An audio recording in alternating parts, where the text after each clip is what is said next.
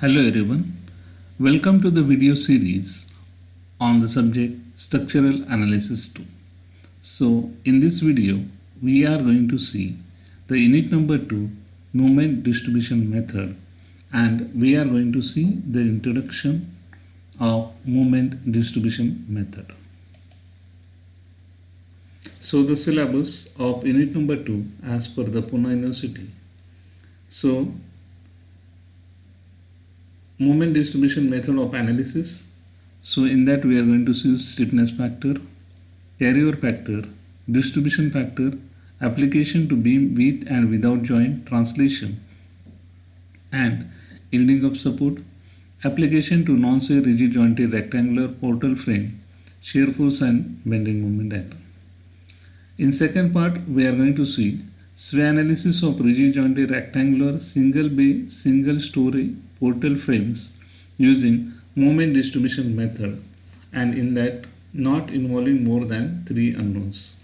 So this is the syllabus of unit number 2 moment distribution method. So the introduction. Moment distribution method was suggested by Professor Hardy Cross in early 1930. In this solution of simultaneous equation of slope and deflection method is replaced by iterative distribution procedure. This method is widely used for analysis of indeterminate structure. Indeterminate structures are those structures which cannot be analyzed by using equilibrium equation. So there are different terminologies in moment distribution method. So in that, the first one is carrier moment. So the carrier moment is, so when the moment is applied at one end of a member, allowing rotation of that end and fixing the far end, some moment develop at the far end also, and this moment is called as carrier moment. Okay, so this is the statement of carrier moment. Now if you see the figure, here beam AB. Okay, now in this beam AB, the moment M is applied at end A. That means allowing the rotation of A. Okay, so here M dash is the moment developed at end P. So here M dash is nothing but it is the carrier moment. Okay, M is the applied moment and M dash is the carrier moment which is developed at the far end. Okay, so here M dash is the carrier moment. Now next terminology is the carrier factor. So carrier factor is nothing but it is a ratio of carrier moment to the applied moment is called as carrier factor. So here the ratio of carrier moment, so here carrier moment is nothing but M dash and to the applied moment, so it is a ratio of M dash by M. So carrier factor is nothing but M dash upon M. Okay. Now this carrier factor, it depends upon the conditions. Okay, so what the first condition is far end is fixed. Okay, so if you see this figure from B to C, now if you look from B to C, the far end is C. So here the far end is fixed. Okay, so if this condition is given, the far end is fixed, the carrier factor is allowed. Okay, so the carrier factor is allowed and that is 0.5. Okay, the next condition is far end is simple and beam is continuous. Far end is simple and beam is continuous. So from B to C, if you observe from B to C, the far end is simple and beam is continuous. Okay, this is the condition given. So the carrier is factor is allowed S and that is 0.5.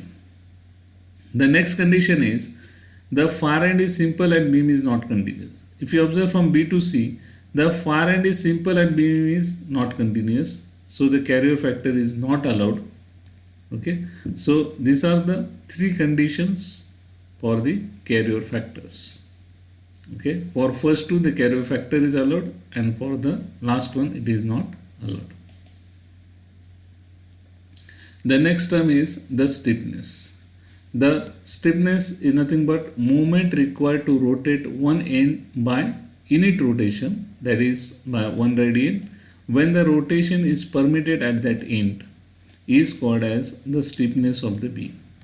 Okay, so the stiffness of the beam is nothing but, so it is denoted by letter K. So M is nothing but the moment required to rotate one end by unit rotation, so we call it as a moment, and here theta is nothing but the rotation. Okay, so here the next term is the relative stiffness. Okay, now it also depends upon the conditions that we have seen in the carrier factor. So here the first condition is far end is fixed.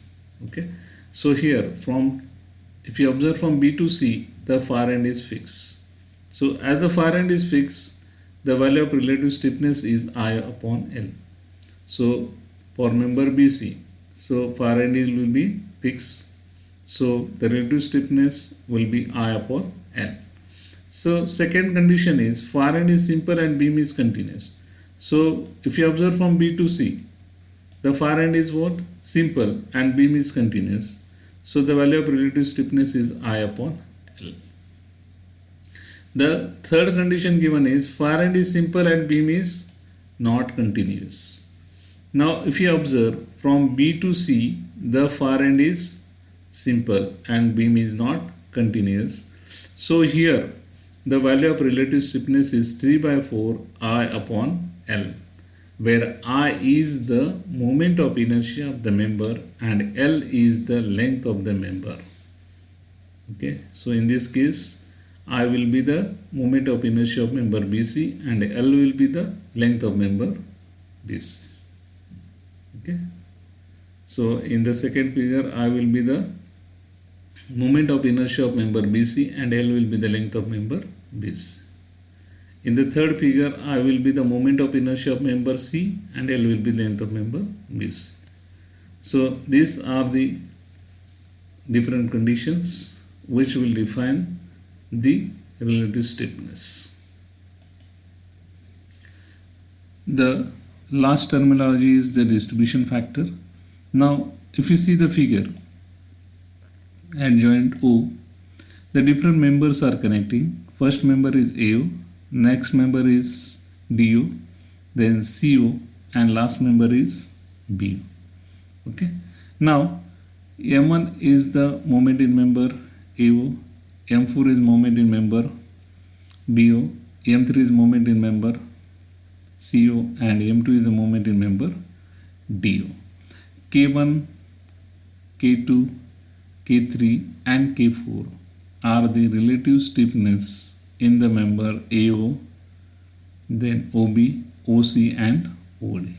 Now at joint B, when the moment M is applied to a rigid joint where the numbers of members are meeting, okay, AO, OD, OC and OB are the different members which are meeting at a joint O.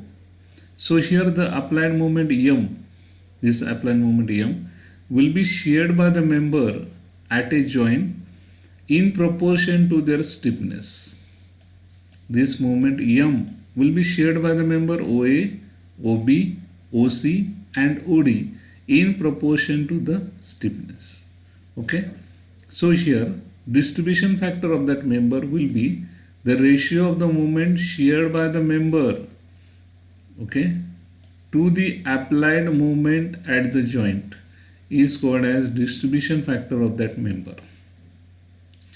Ratio of the moment shared by the member. So here it will be M1 divided by the applied moment at joint is M. So the distribution factor for member AO, it will be M1 upon M.